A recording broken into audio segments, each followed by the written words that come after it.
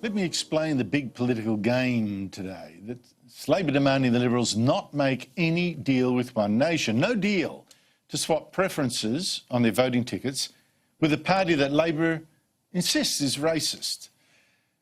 But is One Nation and its hundreds of thousands of voters really, they're all racists? And even if they were, can the Liberals really afford to snub all those voters and that party? Because here's the thing, and Labor knows this perfectly well.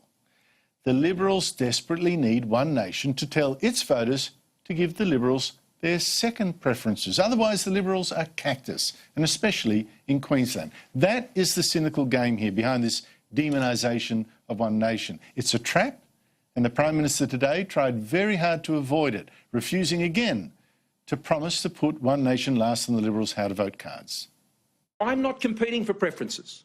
This is the point that the bubble never understands. I'm in this race as the Prime Minister to be re-elected, and the way you seek to do that in this country is to not squabble over preferences. The leading politicians of the Liberal left, who are quite safely quitting Parliament at the election, today just added to the pressure on Morrison. Well, look, as I've said before, I can't see any reason why One Nation wouldn't be preference last. But obviously that is a matter for the party organisation. But certainly in my seat of Higgins, I would expect that One Nation would be put last. And there was Julie Bishop as well. Joining me is the panel, Labor Senator Kimberley Kitching and Liberal Senator James Paterson. I nearly had a brain freeze there because of that. I'm so sorry. I'll give you the first answer. Is this game, should the Liberals put One Nation last, really? I mean, you know, below even the Greens and below the Socialist Alternative and below any crackpot that you often get in the federal elections? Andrew, I and my colleagues are going to take absolutely no lectures at all on race from the party of Michael Daly. None whatsoever. This is a major political party at a major election who put a candidate forward who said not only that Asians are coming here and taking our jobs, but that they're taking our young people's homes and that they have to leave where they would like to live because these Asian people are coming in. I'm not taking any lectures from them on race. You're talking about the now ex-New South Wales Labor leader, who today, by the way, this afternoon said he will not be recontesting the election. It's a bit hard, isn't it, to be pinging One Nation when you got that behind you? Yes, it was only last week you guys were saying vote for this man. They were terrible comments, and that's why he's not going to be leader in New South Wales. But I think... Yeah, but the previous Labor leader there also said white flight. But we also have... we can go through a litany of Liberal Party leaders who've also talked about Islamophobia. Sure. So Tony Abbott in July 16, Scott Morrison in January 17. These are Craig Kelly backed in Tony Abbott's. So we can do this. Here's the thing. How does Labor differentiate? How does Labor differentiate between something they call racist and Islamophobia and a genuine, well-founded concern about Islamist terrorism, for instance? How do you differentiate? Well, can I just firstly go back to your point about the preferences? But I think you're saying... No, but I think the question is that Scott Morrison is trying to straddle a barbed wire fence between cuddling up to One Nation and appearing to be one thing in regional Australia, in regional Queensland, and another thing in inner city Melbourne and Sydney, for example. So I can't see that in Wentworth or in Higgins he's going to be saying to any branch member or anyone where he's, at fundraisers, for example, oh, this is who we are. We are steadily on this course. We know who we are and we know what we stand for. Because I think part of the problem... Got a point here. I think part of the problem is the Liberal Party does not know who they are. And that is also a point, because you can't win an argument that you haven't had the guts to put for several years. Kimberley would be on much stronger ground if Bill Shorten had also said that they're going to put Greens right down the bottom of the ticket instead of doing what they always do, which is a cosy political deal with the Greens. This is a political party. Hang on, Kimberley. I'll let you go uninterrupted. Adam Bant, remember. I'll let you go uninterrupted. Please let me finish.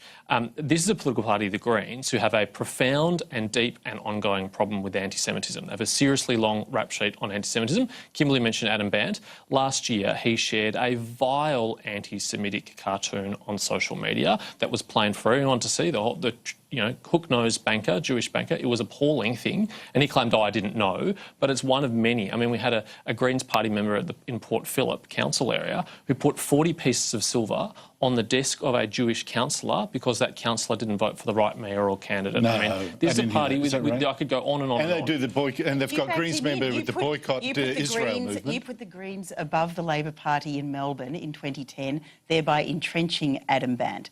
So, I mean, there are the Liberal Party's always put the Greens lower down the ticket than the Labor Party has, who exchanges preference with them at every election. And isn't the issue we're really discussing in the light of Christchurch, isn't the point we're really discussing is about hate speech? And that's the point you're actually also raising. And I think, and dealt with very well, I think, last Thursday with Senator Di Natale.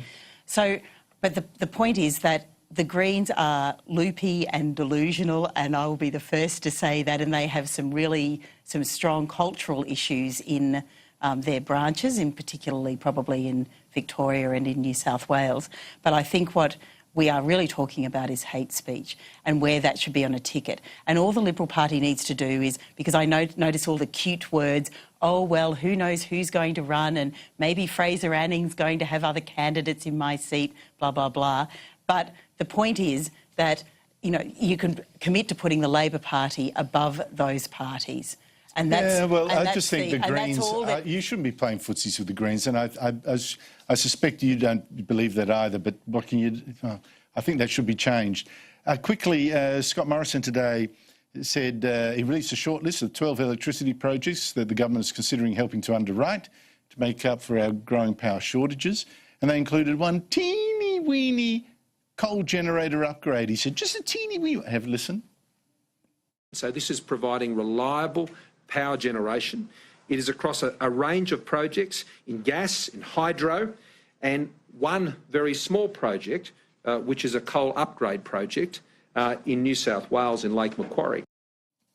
So is this the coal project you give to the Nationals when you're not really giving a coal project because it's just this tiny little upgrade to an existing power station? Andrew, I'm a free market guy. I'd like to see as little or no government subsidisation of any form of energy in the market. If we are going to do it, it has to meet a very, very high threshold, and that's appropriately what Angus Taylor has set through this process of potentially underwriting new dispatchable power, because we do have a problem in that dispatchable power has been kicked out of the market in recent years. It's not really a big coal project. That's very good, but I'm running out of time. But I've got to interrupt you. It's not a coal project, really, is it?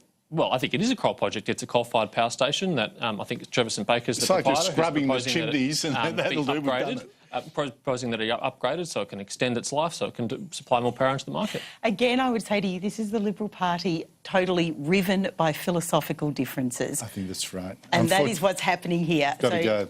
I think you're absolutely right, Kimberley. And no courage in that particular announcement. Kimberley, Kitching, James Paterson, thank you both so much for your time. More after the break.